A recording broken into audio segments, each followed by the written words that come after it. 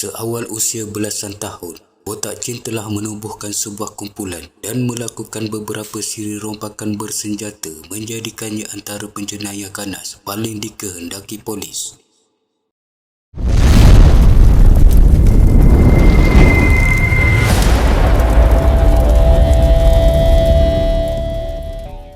Nama sebenarnya adalah Wong Sui Chin. Gelaran kepada Botak Chin sebenarnya adalah gabungan daripada perkataan dalam bahasa Hokkien yang membawa maksud Cina tiada kerja. Botak Chin dilahirkan pada 1 Mac 1951 di Kuala Lumpur dan mempunyai adik-beradik seramai 10 orang.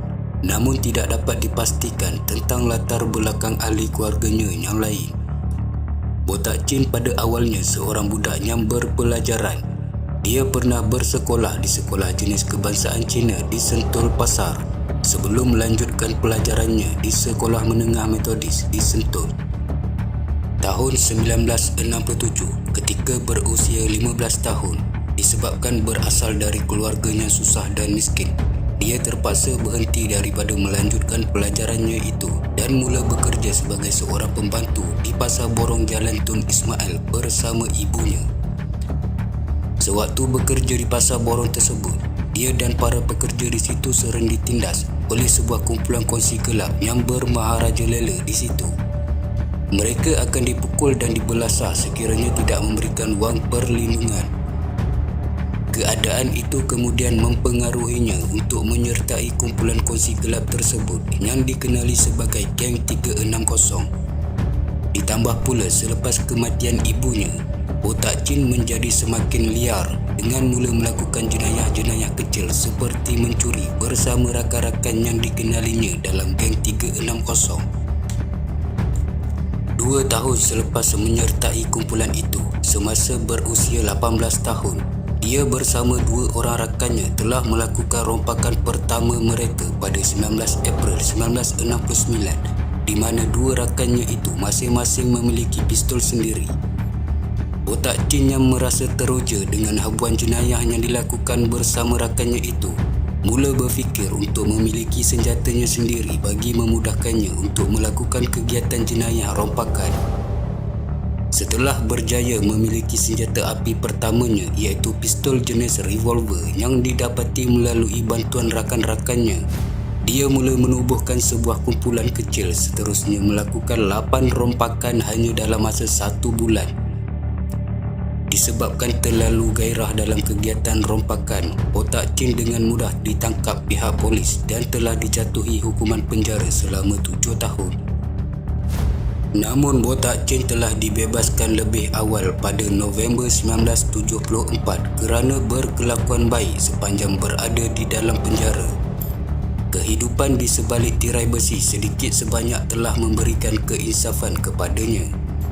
Selepas dibebaskan dari penjara, dia yang berusia 23 tahun ketika itu cuba untuk berubah menjadi orang biasa dengan memulakan kehidupan baru sebagai seorang penjual sayur. Tetapi pendapatan sebagai penjual sayur tidak dapat memuaskan hatinya. Disebabkan itu, Botak Chin telah membuat keputusan untuk kembali aktif di dalam dunia jenayah dan sekali lagi menubuhkan geng baru yang dianggotai oleh 3 orang rakan selaku orang kanannya, iaitu Ah Wong, Pangkor Chai dan Seh Chai. Selepas tertubuhnya kumpulan itu, perancangan pertama mereka adalah menuju ke Thailand untuk membeli senjata api.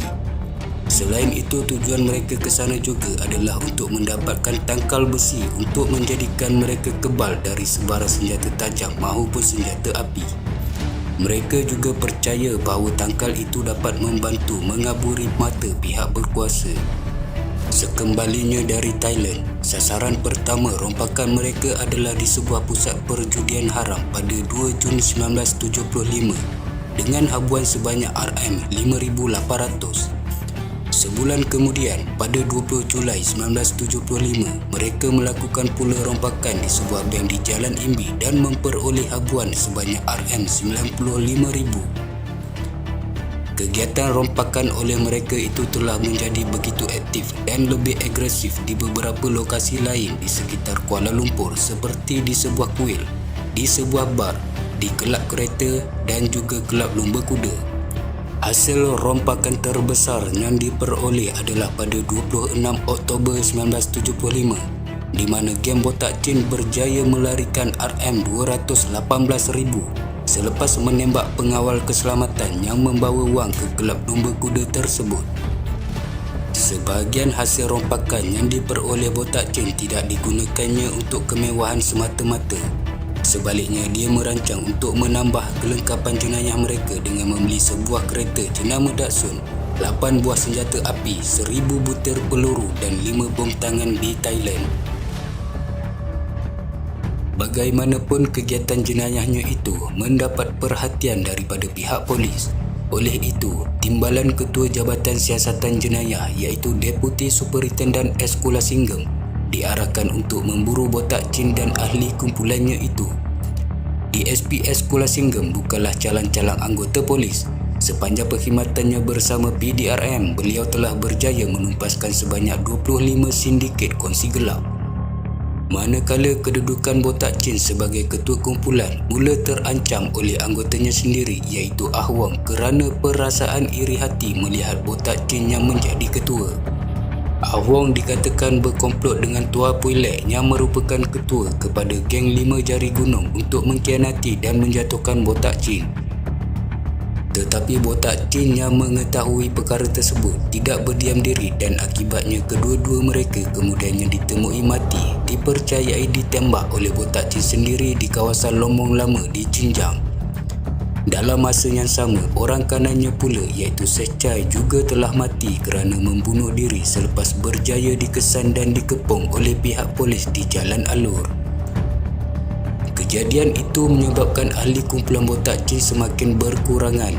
Dia kemudiannya telah merekrut beberapa ahli baru dan melantik Saka Chai menjadi orang kanan baru selain Pangkur Chai yang masih setia di sisinya. Menjadi buruan pihak polis juga telah menyukarkan Botak Chin untuk mendapatkan bekalan senjata api. Disebabkan itu, Botak Chin dan kumpulannya mula menjadikan polis dan pengawal keselamatan sebagai sasaran untuk merampas senjata api yang digunakan mereka. Pada 22 November 1975, satu kejadian yang berlaku pada waktu malam.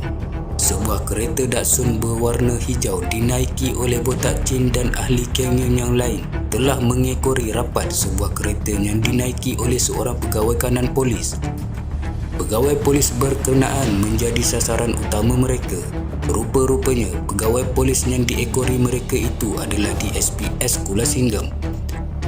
Setibanya di lampu isyarat Jalan Davis Jalan Perkeliling, kereta Datsun berkenaan bergerak pantas menghampiri kenderaan Kulasinggam. 18 das tembakan dilepaskan bagi menghapuskan DSP-S Kulasinggam. Dentuman demi dentuman dilepaskan hingga mengejutkan orang ramai di sekitar kawasan berkenaan. Matlamat kumpulan Botak Chin itu hanya satu, iaitu membunuh seorang pegawai kanan polis itu di tempat terbuka. Bagaimanapun, tindakan gila penjenayah itu gagal berikutan hanya satu das tembakan mengenai Kulasinggam. Namun berpantang maut sebelum ajal, pegawai polis itu masih berupaya memandu ke balai polis Ceras tidak jauh dari lokasi itu untuk mendapatkan bantuan dan rawatan.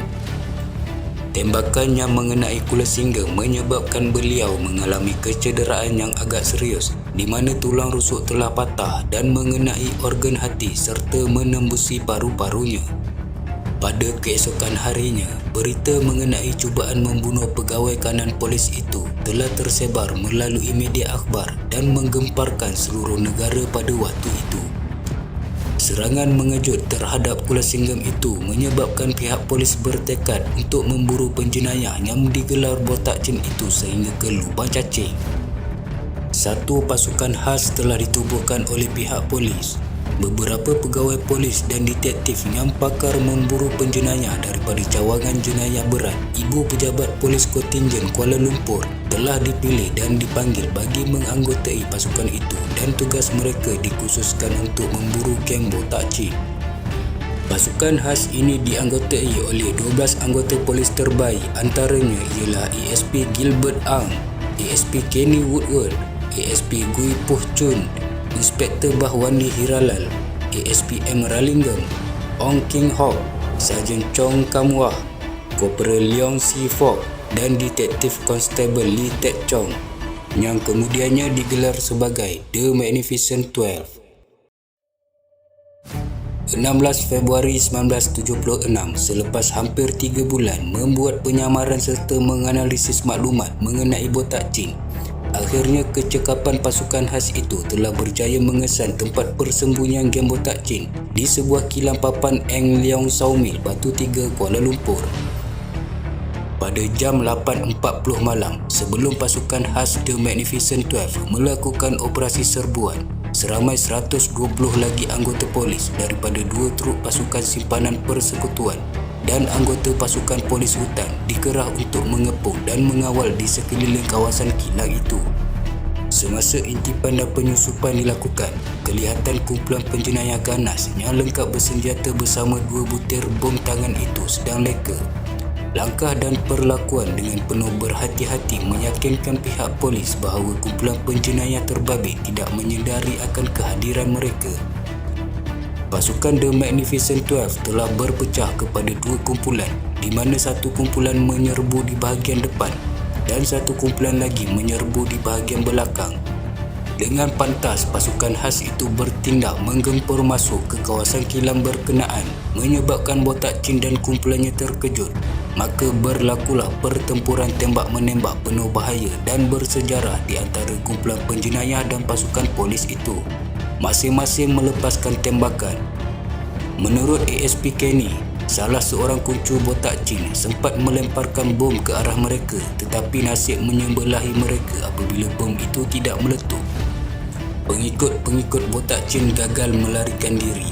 Kesemuanya telah tumpas dan ditangkap, termasuk 2 orang kanannya iaitu Pangkur Chai dan Sakai Chai telah mati ditembak di tempat kejadian. Manakala Botak Chin pula terkena tembakan pada kaki dan tangan kanan.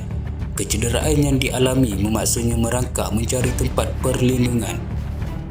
Babak keganasan penjenayah itu berakhir apabila Botak Chin yang berada dalam keadaan cedera dan tidak berdaya untuk melarikan diri akhirnya menyerah diri dalam operasi penuh bahaya itu.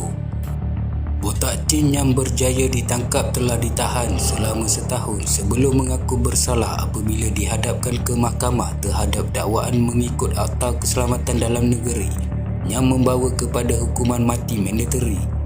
Menurut pakar psikiatri dan bekas pengarah Hospital Bahagia Ulu Kinta, Tan Sri Dr. M. Mahadevan, Botak Chin merupakan seorang jenis sesat. Inilah kesimpulan beliau setelah menjalankan pemeriksaan kesihatan mental untuk menentukan sama ada Botak Chin cukup waras atau tidak untuk dibicarakan di mahkamah.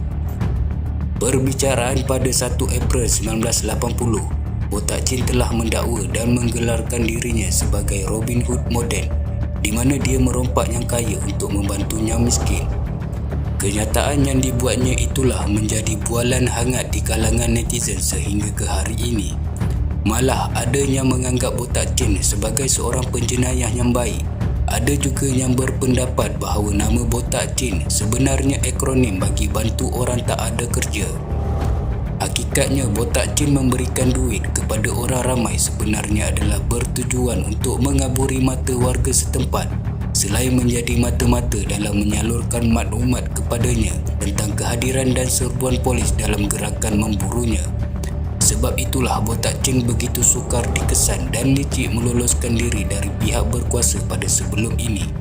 Disebabkan hasil rompakan yang lumayan juga menjadikan dia seorang yang dermawan dengan memberikan duit sesuka hati kepada orang lain.